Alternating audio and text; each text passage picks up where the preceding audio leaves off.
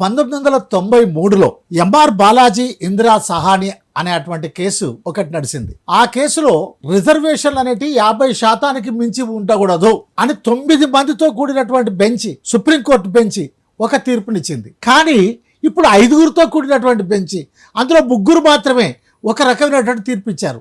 మరి ఆ 9 మంది తీర్పు ఈ 10% పెంచడం వల్ల 60% పోయింది.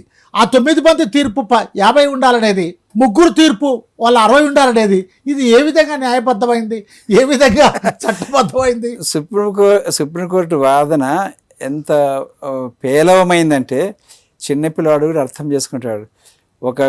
ఒక డబ్బాలో, ఒక బిందెలో 10 లీటర్ల నీళ్లు ఉన్నాయి. 10 లీటర్ల నీళ్ళకి దాంట్లోకి వెళ్ళి 5 లీటర్ నీళ్లు మాత్రమే ఎస్సీ ఎస్సీ బీసీలకు ఇవ్వాలన్నారు, మిగతా అందరు తాగాలన్నారు. అందులోకెళ్ళి ఇంకొక లీటర్ నీళ్లు తీసేసి అవి దీనికి రిజర్వేషన్ వర్తించదు అంటే అర్థమే ఉంది.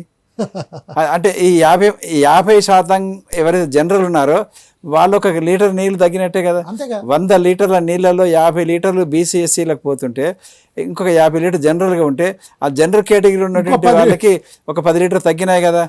అయితే ఈ 10 లీటర్లలో అగ్రకులాల వాళ్ళకి నీళ్ళు వస్తున్నాయి 10 లీటర్. కానీ బీసీలలో క్రిమిలేయర్ ఉంది. బీసీలలో క్రిమిలేయర్ పెట్టడం వల్ల గ్రూప్ 1 ఆఫీసర్స్గా, ఐఏఎస్లుగా, ప్రొఫెసర్లుగా అపాయింట్ అయినటువంటి వాళ్ళ పిల్లలకి ఇది వర్తించదు. కనుక ఈ 10%లో వాళ్ళు వాటా కోల్పోయినారు కదా.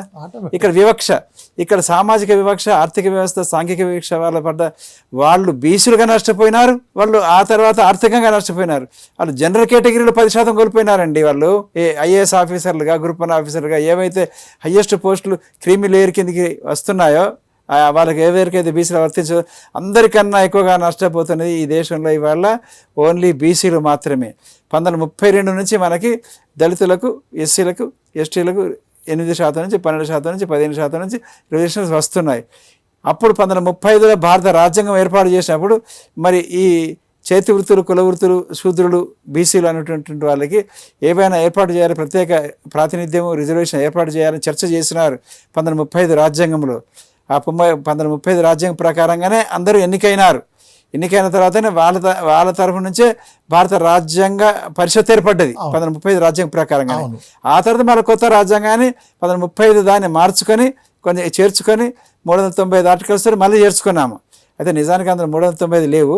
అయితే ఇప్పుడు ఆ రోజు చర్చ చేసినారు కానీ నిర్ణయం తీసుకోలేదు. కానీ విచిత్రమైన విషయం ఏంటంటే ఆంగ్లేయుల పరిపాలనలో ఉన్నప్పుడు చర్చ చేసినారు, మన భారతీయులు వచ్చినప్పుడు, ఉదారవాదులు వాళ్ళు వచ్చినప్పుడు అది బీసీ రిజర్వేషన్ గురించి చర్చ చేయకుండా వదిలేసినారు. దాని మీద డాక్టర్ బిఆర్ అంబేద్కర్ గారు మహిళల సమాన హక్కుల గురించి, ఆ తర్వాత బీసీల వెనుకబడిన బీసీల రిజర్వేషన్ గురించి మాట్లాడితే మీరు అది మన పార్లమెంట్ ఏర్పడ్డ తర్వాత మనం చట్ట సవరణ చేసుకోవచ్చులే అని ఒక మాట అన్నారు. ఆ తర్వాత చట్ట సవరణ చేయనివ్వలేదు. న్యాయశాఖ మంత్రిగా ఉన్నప్పుడు ముందు అనుకున్నది న్యాయశాఖ మంత్రి అన్నీ మనం చేయొచ్చు అని. అన్నీ మనం చేయడం కాదు, దానికి ఒక సెలెక్ట్ కమిటీ ఉంటుంది, దాని మంత్రివర్గం అలా నిర్ణయిస్తుంది. న్యాయశాఖ మంత్రి రాష్ట్రపతి లాగా అలా ఫైల్ ముంగటి పట్టడమే తప్ప చేసేది కాదు అనేది అర్థమైంది అంబేద్కర్ గారికి. అప్పుడు చివరికి అది మహిళలకి సమాన హక్కులకు సంబంధించినటువంటి హిందూ కోడ్ బిల్లు ప్రవేశపెడితే మీరు దీనికి కాంగ్రెస్ పార్టీ తరఫున మీరు విప్ జారీ చేయండి అని అడిగారు అంబేద్కర్. అప్పుడు వీళ్ళందరూ కలిసి కూడబలుకొని విప్ జారీ చేయలేదు, ఆత్మ ప్రబోధం అని అన్నారు. ఇందిరాగాంధీకి అదే తీసుకొని అప్పుడు కాంగ్రెస్ పార్టీకి వ్యతిరేకంగా పనిచేసి వివి గిరిని గారు గెలిపించింది. అట్లా ఆత్మ ప్రబోధం అంటే అందరు బిల్లును వ్యతిరేకించినారు. బిల్లును వ్యతిరేకించేసరికి న్యాయశాఖ మంత్రిగా నేనేం చేయాలి? ఇటు బీసీలకు లేదు, అటు మహిళలకు లేదు, మరి ఇది సరైనది కాదు అని చెప్పేసి తాను మంత్రి పదవికి 4 పాయింట్లు రాసి మంత్రి పదవి ఇంకా మంత్రి పదవికి రాజీనామా చేస్తే నెహ్రూ ఇంత గొప్ప ప్రజాస్వామ్యవాది అన్నారు కదా, స్పీకర్ అంత గొప్ప ప్రజాస్వామ్యవాది అన్నారు కదా, రాజీనామాను ఎందుకు చేస్తున్నానని ఆ ప్రకటన పార్లమెంట్ చదవనివ్వలేదండి. పార్లమెంట్ రికార్డులో లేకుండా పోయింది. ఇప్పుడు అది బయట చదివినాడు. అంటే అంబేద్కర్ గారిని ఎందుకు రాజీనామా చేస్తుండో పార్లమెంట్ చదవనివ్వలేదు. ఇప్పుడు ఆ రికార్డులో లేదది. వాళ్ళు గొప్ప ప్రజాస్వామికవాదుల కింద. ఆ తర్వాత ఈ చంపకం దొరే రాజన్ పెరే రామస్వామి నాయకర్ ఉద్యమం చేసిన తర్వాత అప్పుడు మొదటి రాజ్యాంగ సవరణ చేస్తూ దాంట్లో అనేక విషయాల్లో ప్రధానమైనది ఇది పెట్టినారు.